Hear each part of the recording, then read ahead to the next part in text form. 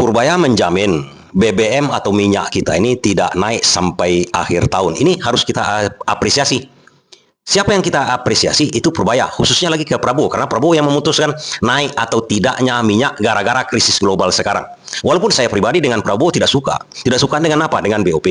Menjadi anggota BOP, mau membayar untuk BOP, kemudian mau mengirim tentara untuk BOP, dan kemudian satu hal lagi yang merusak jiwa saya sebagai umat Islam, saya katakan, waktu Prabowo mengatakan akan menjamin kedamaian atau ketentraman Israel yang dijaminnya. Padahal Israel itu adalah begundalnya sekarang, pancingannya di dunia ini sekarang. Dia yang menjamin para perampok di dunia ini. Ini kan tidak bagus sebagai presiden, moralnya di mana begitu kan? Dan menurut Profesor Suzy, dia mengatakan, pengamat politik dari UI ini, dia menyatakan bahwa Prabowo ini ketakutan sekarang dicokok oleh Trump seperti Maduro. Nah, terlepas daripada hal itu, hal-hal yang blunder di Prabowo ini kita kesampingkan. Dalam hal ini BBM tidak dinaikkan sampai akhir tahun, memang kita apresiasi dia ini. Harus kita apresiasi. Kalau kita bandingkan dengan rezim keuangan sebelum-sebelumnya, ini pasti sudah dinaikkan berkali-kali lipat ini.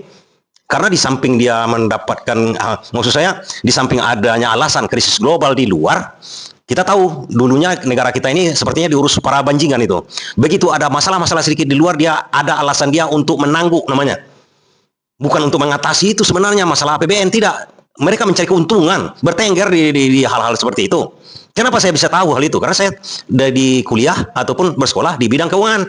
Ijazah saya tidak palsu, walaupun cuma D3 kan, tidak seperti ada Rismon kemarin yang mempermasalahkan ijazah palsu Jokowi, rupanya ijazahnya, terserahlah. Jadi, kalau kita lihat sekarang nih, maksud saya begini kawan-kawan, kita harus bedakan ini, mana yang kita kritik Prabowo. Katanya Prabowo dikatakan pakak oleh mahasiswa UNAN. Sebelumnya Ketua BEM UGM juga menyatakan Prabowo ini bodoh, menularkan kebodohannya kepada bawahan-bawahannya. Dia tidak sadar bodoh. Kemudian ada muncul pakak. Pakak itu konotasinya dari sumber sana. Pakak, P-A-K-A-K. Apa itu pakak? Telinganya tidak mendengar, tuli, bisu, tuli. Nggak mendengar, itulah kita kira pakak. Dan kemudian marahlah para begundalnya di bawah Prabowo ini, seakan-akan itu mengejek Prabowo. Siapa yang namanya orang Sumbar juga sama dengan saya, marah dia sama ketua BEM UNAN yang mengatakan pakak itu maksud mereka itu mengkritik Prabowo. Tujuan mengkritik itu apa? Orang-orang penjilat-penjilat di sekitar Prabowo ini kan begitu sekarang ini, sedikit aja masalah dengan Prabowo, dikritik Prabowo ini, mereka yang seperti cacing kepanasan, menyerang orang lain. Bahkan ada sekarang yang sudah dilaporkan seperti Gus kemudian Saiful dari dosen yang mengatakan Prabowo harusnya dijatuhkan dengan cara tidak konstitusional. Kemudian Prabowo ini tidak akan Gus Islah yang dia mengatakan begini, Prabowo ini tidak sampai 2029 ini sampai berkuasa. Dan menurut saya memang blunder-blunder yang dilakukan oleh Prabowo seperti itu. Itu menurut saya Prabowo ini tidak ingin dari hati kecilnya, kalau begitu tidak ingin dia menanamkan nama baik, tidak ingin dia 2029 mencalonkan diri lagi. Terlalu banyak blunder-blundernya. Itu menurut saya. Kalau dia keinginan untuk maju lagi 2029, siapa rakyat yang mau memilihnya lagi kan? Masyarakat Islam sudah 80% mungkin tidak suka lagi dengan Prabowo, dengan pernyataan dengan Israel, ikut-ikut pegang map dengan Trump, ikut-ikutan Trump. Mungkin masyarakat Islam melihat perkembangan sekarang ini sudah nggak enak lagi sama Prabowo, kecuali Prabowo melakukan tindakan apa? Tindakan memperbaiki hal itu. Nah, sekarang kita masuk ke persoalannya. Kalau saya sangat setuju, saya mendukung yang kita dukung ini sekarang, yang kita apresiasi ini. Kenapa kita mendukungnya? Tidak menaikkan BBM sekarang ini. Seperti Yusuf Kalla mengatakan karena dia mental pengusaha, ya kita juga mengkritik Yusuf Kalla ini. Sebaiknya pemerintah untuk mengatasi defisit ini menaikkan BBM. Ini pernyataan pengusaha ini, pernyataan yang menurut saya ini kurang bagus. Walaupun saya respect dengan Yusuf Kalla ini, tidak ada sebenarnya kebutuhan pemerintah sekarang ini untuk menaikkan BBM. Walaupun harga di luar itu naik gonjang-ganjing. Lagi-lagi, kenapa bisa saya tahu itu? Saya orang ekonomi, saya orang keuangan, saya mengetahui hal itu, saya menguasai hal itu. Dan saya sangat setuju dengan Purbaya mengatakan dia menjamin sampai APBN kita ini habis. Itu kunci sebenarnya. APBN kita habis ini sampai 2026 sekarang ya. Itu tidak akan dinaikkan, sudah pasti. Karena begini loh kawan-kawan. Saya berikan contohnya kepada kita. Kalau dia naikkan sekarang berarti ini Purbaya ini banjingan juga ini. Seperti yang dulu-dulu itu menangguk di air keruh juga barang ini. Dan kebetulan saya apresiasi Prabowo percaya kepada Purbaya bahwa kalau menaikkan 1.000 perak saja BBM ini bisa-bisa saya bisa memastikan bisa diukur dengan parameter tertentu Prabowo jatuh. Karena saya juga percaya dengan kata-kata Purbaya dulu. Waktu dia menggantikan Sri Mulyani, dia menerangkan kepada Prabowo parameter-parameter ekonomi. Kalau seandainya ini kita tidak laksanakan, dia belum jadi menteri nih, dia masih diundang oleh Prabowo. Dia katakan, kalau ini tidak kita lakukan, Pak, Bapak bisa dimaksulkan. Dia diangkat Oktober waktu itu. Kemudian Februari nanti, artinya 5 bulan setelah itu, dengan parameter yang bisa kita simpulkan melalui data-data empiris, namanya data-data yang bisa kita buktikan dengan contoh-contoh yang lain, Bapak bisa jatuh tahun Februari 2026 nih. Untung dia mengangkat Purbaya dan dia perbaiki semuanya. Itu kan dikatakan oleh Purbaya, dan saya percaya dengan hal itu. Kalau seandainya Prabowo sekarang ini menaikkan BBM dalam situasi katanya konflik-konflik ini bisa-bisa Prabowo blunder. Ini yang memang membuat jatuh presiden-presiden di seluruh dunia itu rata-rata oleh rakyatnya. Nepal misalnya kan, kita tahu apa masalahnya situ, kesenjangan, kemiskinan, gara-gara ada keputusan kebijakan pemerintah yang memicu hal itu. Itu pemicunya. Kalau kita sekarang kan memang senjang nih, kesetaraan itu tidak ada. Lain kali kita ulas bagaimana kesetaraan yang tidak ada itu. Sebenarnya Purbaya sekarang mengusahakan kesetaraan secara ekonomi. Dan kalau itu dilakukan oleh Prabowo, bisa-bisa dipastikan Prabowo akan jatuh sebulan 2 bulan akan datang. Kalau minyak dinaikkan, karena kenaikan minyak itu kita tahu, naik minyak 1.000 perak aja kan. Belum ada pengumuman minyak, memang isunya aja sekarang kita tahu. Isunya aja sekarang kan, itu udah naik barang-barang di luar. Karena mereka berpikir, para ekonomi ini, para spekulan, para pedagang ini kan banyak juga yang bajingan ini. Mereka berpikir, ini tidak mungkin dinaikkan oleh pemerintah ini. Karena dia bercermin dengan pengalaman pemerintahan yang lama. Ini bakal dinaikkan karena situasi ekonomi. Dulu aja masalah perang dinginnya antara Cina dengan Amerika. Udah naik-naik barang. Apalagi sekarang. Adanya Selat Hormuz, macam-macam parameter-parameter yang memungkinkan dinaikkan minyak oleh pemerintah. Namun Purbaya bertahan. Ini yang saya apresiasi. Pedagang-pedagang sekarang, coba cek di pasar-pasar sekarang itu. Sudah naik harga-harga pokok. Apalagi sempat dinaikkan lagi, alasan pedagang lagi. Pedagang ini, apalagi di Indonesia kawan-kawan, pedagang ini banjingan yang banyak. Separuh mungkin bagus, separuh banjingan itu. Menangguk di air keruh. Dia tidak berpikir orang kesulitan membeli barang dagangan yang dibutuhkan oleh para pembeli, para konsumen. Yang bergaji cuma 100/100 sebulan kan. Mereka tidak berpikir begitu. Yang mereka pikirkan sama juga dengan elit-elit kita sebagian itu. Yang berpikir untuk dirinya sendiri, keuntungan dirinya sendiri. Tidak memikirkan orang lain. Itu dah banjingan-banjingan sekarang di pedagang itu ada juga banyak. Nah, kenapa kita apresiasi? Kan itu lagi sesuai dengan ilmu yang saya tuntut kan. Dan sesuai dengan pengalaman yang ada. Pengalaman yang ada, ya saya pernah di bidang keuangan berapa puluh tahun kan begitu kan, saya mengamati, saya mempelajari, saya dulunya belajar, diajarkan tentang hal itu, sistem mekanisme kita ini. Baik kita, kan kalau ada yang mengatakan begini, kalau krisis-krisis seperti itu kita bisa seperti tahun 98. Coba kita balik ke belakang supaya kawan-kawan mengerti bahwa minyak ini memang tidak boleh dinaikkan sampai 2027. Kita cari lagi parameter-parameternya. Kita lihat ke belakang, kenapa Soeharto jatuh? Soeharto jatuh karena dolar naik, kan itu yang nampak sama kita. Memang Soeharto itu hebat dulunya itu. Hebat dulu dengan swasembada. Artinya apa?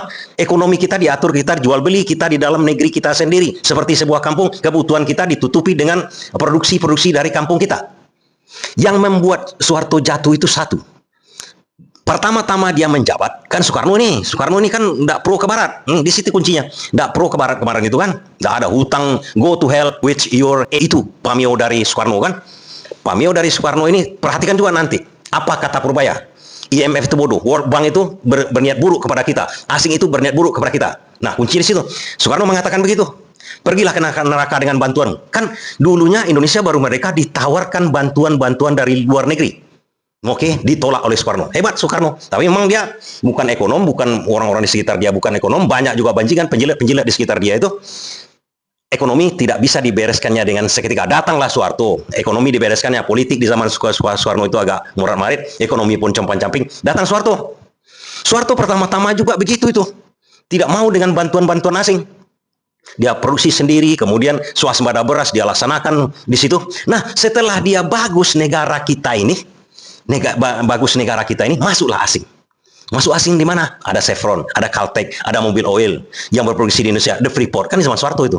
Semuanya di zaman Soeharto. Sudah mulai bagus Indonesia ini, banyaklah harimau-harimau, buaya-buaya dari luar itu masuk ke Indonesia. Di situ mulai mereka mengeruk sumber daya alam kita, mengambil dari kita. Nah, dengan apa iming-imingnya? Bantuan luar negeri. Ingat kawan-kawan, apa ceritanya dulu di zaman Soeharto itu? Bantuan luar negeri. Apa itu? Hutang. Hutang itu dalam bentuk apa? Dalam bentuk dolar. Wow. Nah, kita tahu kalau kita mempelajari sedikit masalah elit global, kemudian ekonomi global, bagaimana World Bank itu sama IMF itu menguasai dunia dengan dolarnya. Mereka cetak uang, diberikannya kepada kita. Mereka cetak uang, dia beli apa saja di seluruh dunia ini bisa. Karena konten lainnya saya menerangkan masalah petrodolar dan lain-lain, orang sudah tahu semua. Dia akan mencetak uang dari angin, dia akan menggerogoti memakai cara riba ke dalam negara kita ini. Kita khusus berbicara dengan negara kita. Menerimalah suatu itu, dipikirnya baik, karena tim ekonomi dia itu mulai ini orang-orang yang pro ke barat. Kita bedakan lagi dengan Purbaya ini sekarang ya. Purbaya itu bukan pro barat, walaupun dia kuliah di Amerika. Mojtaba Khomeini itu kuliah di Amerika itu, kawan-kawan. Presidennya Iran sekarang itu kuliah di Amerika itu, tapi dia tidak pro ke Amerika. Sama dengan Hatta Soekarno, dia kuliah di Belanda itu, tidak pro ke Belanda. Nah, ini para penjilat-penjilat ini yang sekarang ini, yang berpikir-pikir seperti itu.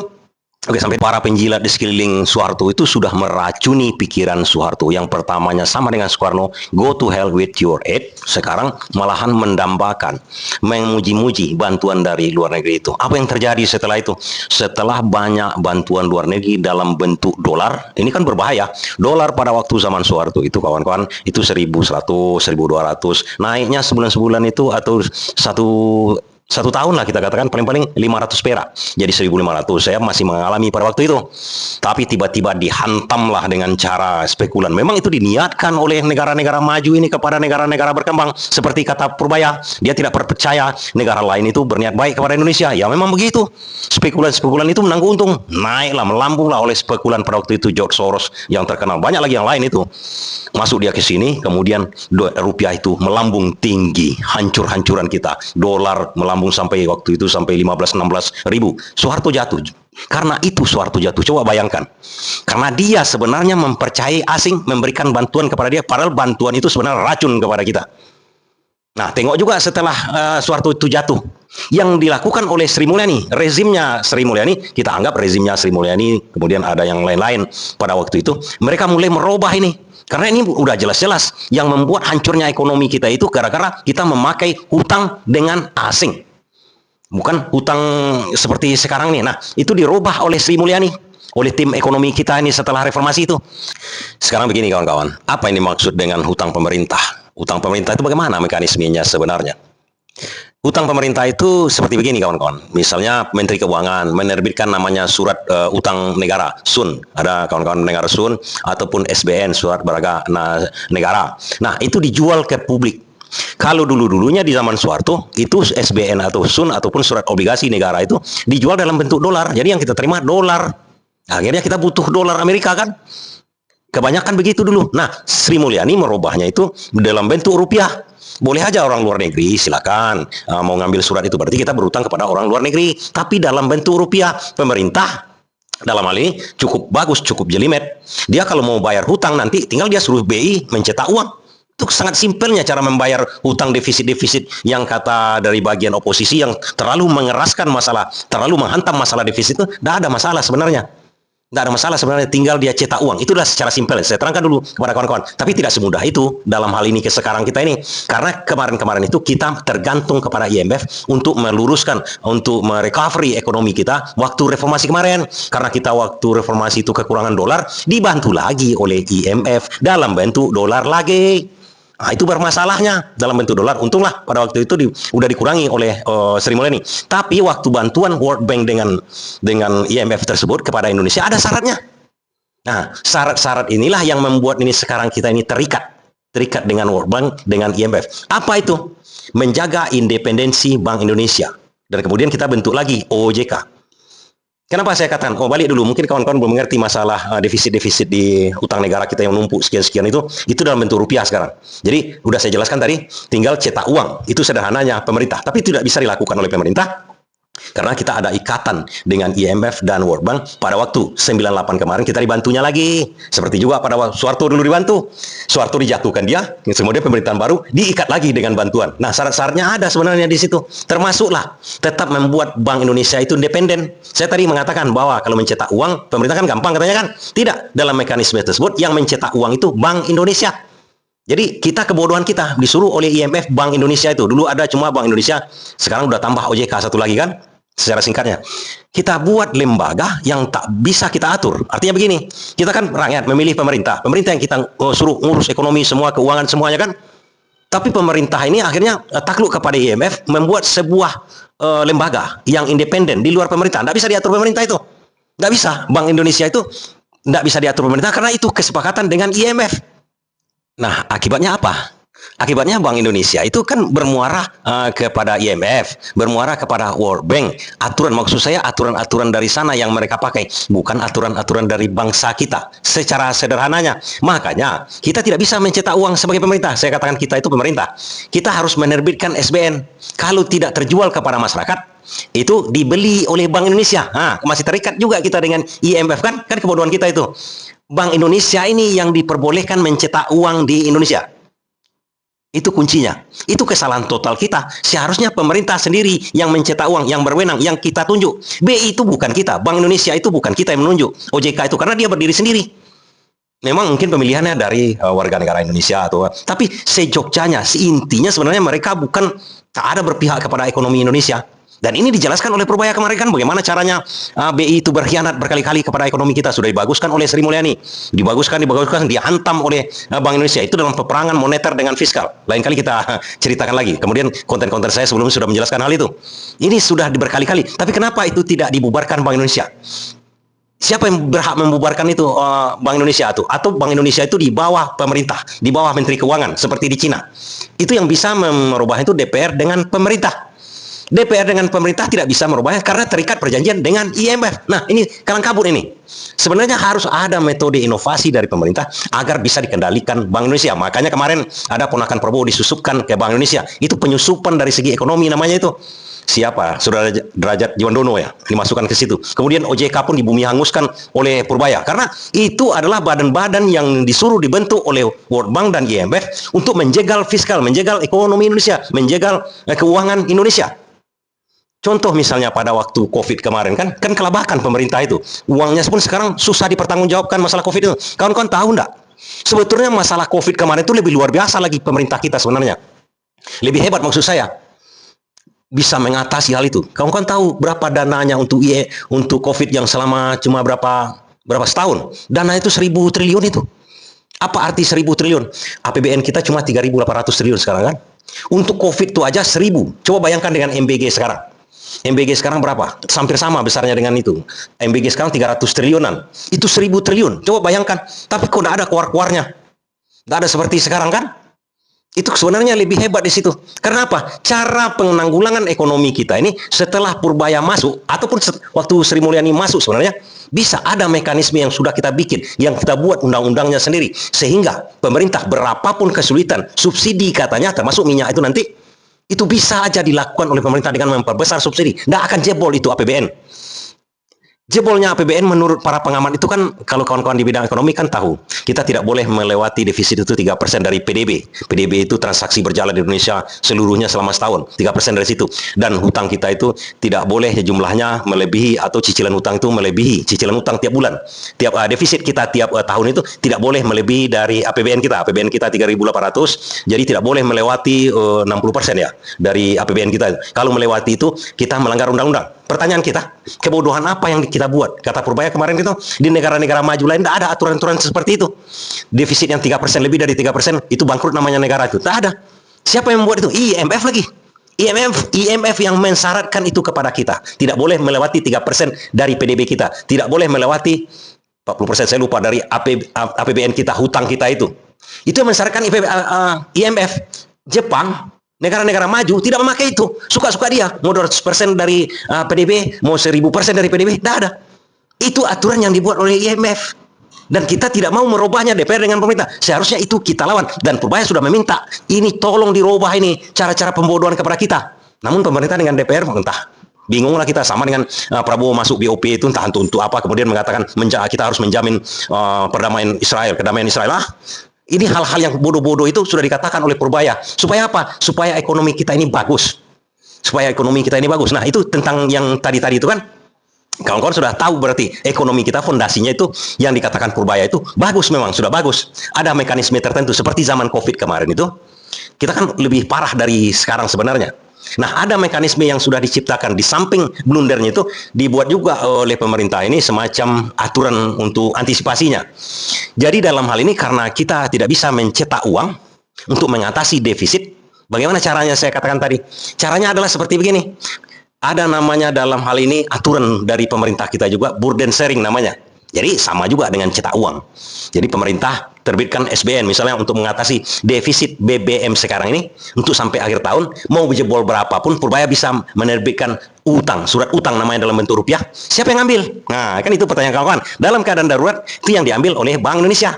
Bank Indonesia dari mana dia dapat duit? Dia cetak uang karena dia punya wewenang untuk mencetak uang berdasarkan surat tersebut. Sama aja sebenarnya, pemerintah yang mencetak uang. Entah kenapa peraturan ini berbelit-belit. Nah, Purbaya sebenarnya menjadi Menteri Keuangan kemarin itu yang mau dihancarnya semua, tapi tidak bisa, terbentur masalah IMF, masalah DPR, pemerintah yang membuat undang-undang tersebut terganjal juga dengan perjanjian dengan IMF. Seharusnya kita hajar semua untuk kebaikan bangsa, kan? Kan itu. Nah, kalau sekarang seandainya Purbaya tiba-tiba menaikkan BBM sampai akhir tahun. Nah, sampai di sini. Kenapa Purbaya mengatakan tidak akan naikkan BBM sampai akhir tahun? Ya, minyak itu sampai akhir tahun. APBN itu sendiri kan sampai akhir tahun itu. Itu kuncinya. Sudah ada dibuatkan undang-undang. APBN itu sendiri undang-undang, kawan-kawan. Undang-undang. Di situ ada subsidi. Memang ada asumsi harga BBM. Kalau harga BBM misalnya harga minyak misalnya $70 di asumsi dari APBN tersebut, kemudian melonjak menjadi 100-110 sekarang, ya tinggal cetak uang untuk subsidi. Kan sangat sederhana itu. Oh, katanya kita membeli pakai dolar. Iya, kita pakai dolar. Kita kan ekspor batubara pakai dolar juga itu. Jadi ekspor kita itu kan menghasilkan devisa. Devisa itu dalam bentuk dolar. Itulah yang kita bayarkan. Negara dengan negara itu tidak ada masalah, kecuali kita pribadi. Jadi kita terima uang, negara ini terima uang dari bentuk dolar kan masuk ke negara kita. Mau masuk dia ke swasta segala macam, itu kan masuk ke negara. Devisa itu namanya dihitung.